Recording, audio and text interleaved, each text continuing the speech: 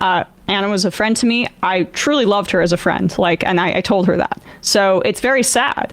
But the reality is that my principles in this business about calling out people who are doing the why I left the left shtick to appeal to the right outweighs any personal relationships I'm going to make in this space. Gloves are off as progressive hosts call out Cenk, Uygur, and Ana Kasparian for their heel turn to the right. The latest is Emma Vigeland of The Majority Report. Things are getting nasty. We're going to take a look at clips of Emma Vigeland on The Majority Report commenting on Ana Kasparian. I will share my thoughts on this as well. Let's get into this together. The audience is so interested in Dave Rubin and how much we ruthlessly mocked his arc of leaving the left from TYT, which Anna...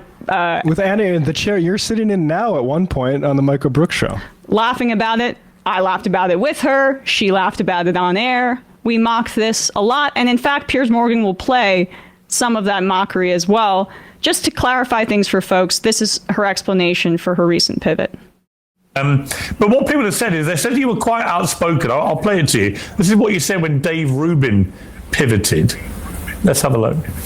There has been this prevalence of prominent figures who identify as the left, right, or on the left, who then later start to, cozy up to right-wing figures, and then it turns out that they completely move to the right wing because they're essentially paid to do it.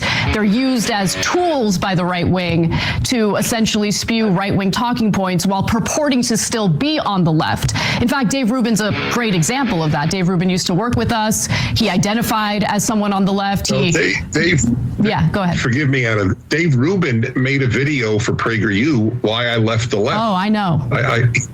He does not, in fact, state to the world that he's still on the left. I don't know who you have in mind, so I can only address the one name that you gave. So, I mean, have you pulled a Rubin, as some people suggest? I mean, I'm still pretty left-wing, and I'm still working at the exact same place. Look, I don't know. Maybe I was wrong about Dave Rubin, but I just felt that he, first of all, after he left TYT, he did lie about us, and that bothered me because we were still friends, and I didn't understand what was going on. So I was discombobulated about what was happening with Dave after he left TYT. He did leave on good terms, so it was weird. And, he kept saying that he was this classical liberal, but had trouble defining what that meant and had trouble reinforcing or at least backing up some of the claims that he was making about, his newfound identity. So, look, live and let live. Dave is doing his thing. I did feel that his pivot was strange, but maybe it was sincere. Who knows? Well, it's interesting. Somebody accused me of being a phone hacking liar per a court in the UK, which said that, Piers Morgan saying he didn't know about all the journalists that worked under him, hacking into people's voicemails for information that they could put into stories. Yeah, people say things about Piers too. Oh, great company Anna's keeping lately.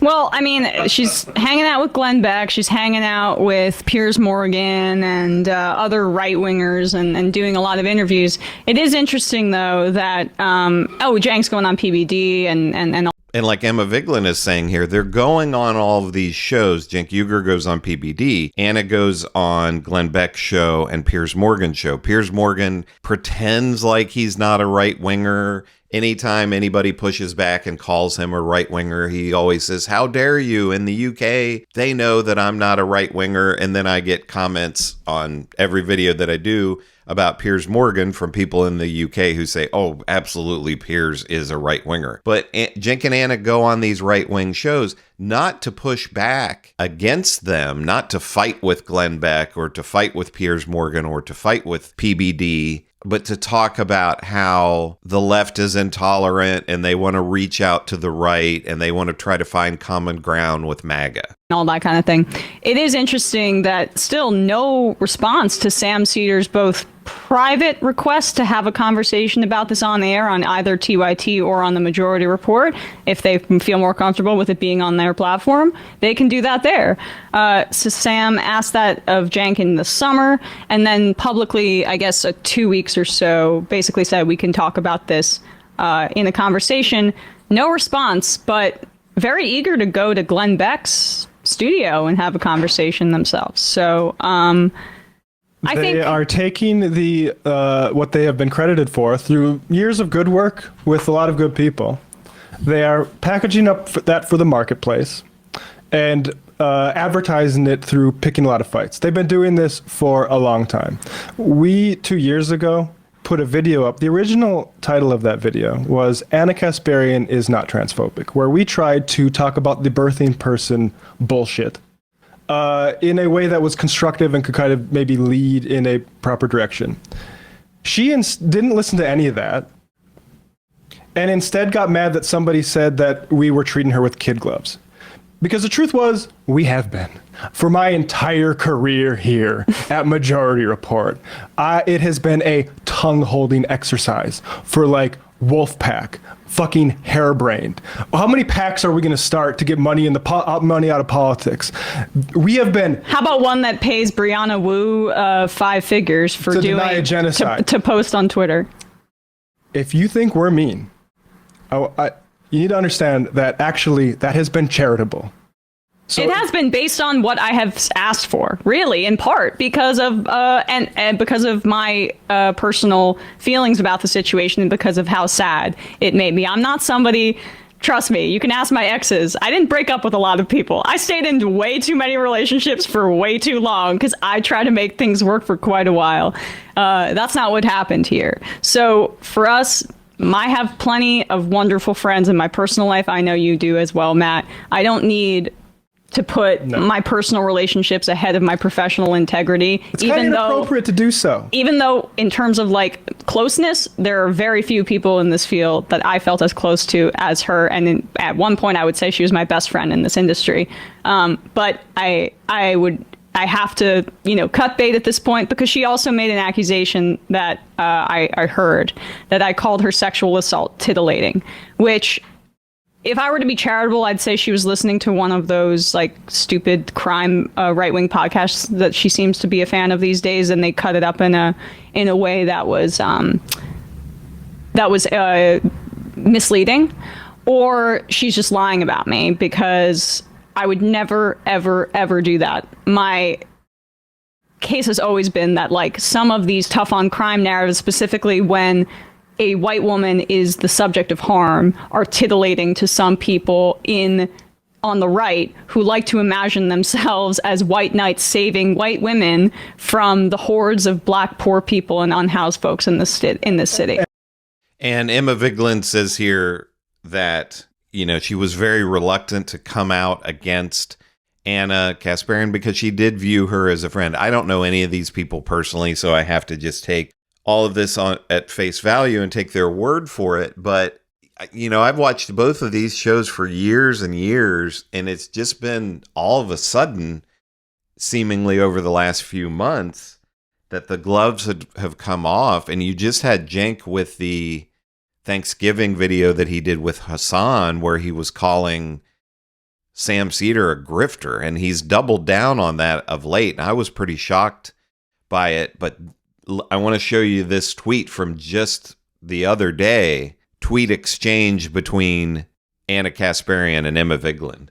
So this is Ana Kasparian responding to a tweet from Emma Vigeland claiming that there was union busting going on at TYT.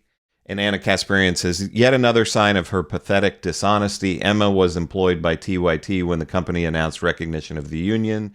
These cheap shots to make herself look like a class warrior crack me up, especially when she advocates that we all shut up and take it when someone assaults us. And then Emma Vigeland says, unclear what this means. I'm a member of a union. If that's a shot at my upbringing, I'll let my work speak for myself. The TYT NLRB complaint is public. I've tried to keep our differences professional. I loved you as a friend at one point. I'm sorry you've gone down this road. And then Ana Kasparian responded to that. No, you didn't try to keep shit professional, Emma. You've been mocking me specially, it's oddly worded, and running your mouth for a year. Your regression into cheering on crime, in addition to identitarian streak, is grotesque.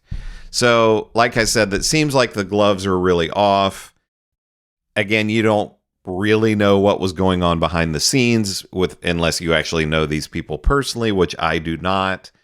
But it does kind of seem like Emma Vigeland tried to take the high road, as Ana Kasparian and Cenk Uygur are really doing this turn to the right. I have to wonder with this, Ana and Cenk publicly talked about the money that they were losing with their stance on Israel, doing videos about Israel day after the war started. And they publicly said, you know, we're losing viewers and we're losing money. And I wonder if that was really the trigger, more so than some of these other things, for them to really try to reach out to the right and to MAGA, I think, to try to capture some of that audience.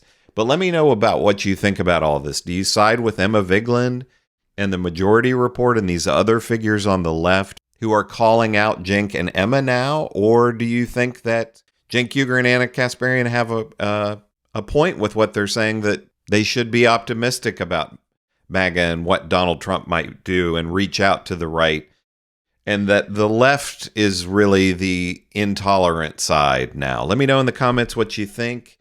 Make sure to give me a like and subscribe. This is Chris on Culture. I will see you in the next video.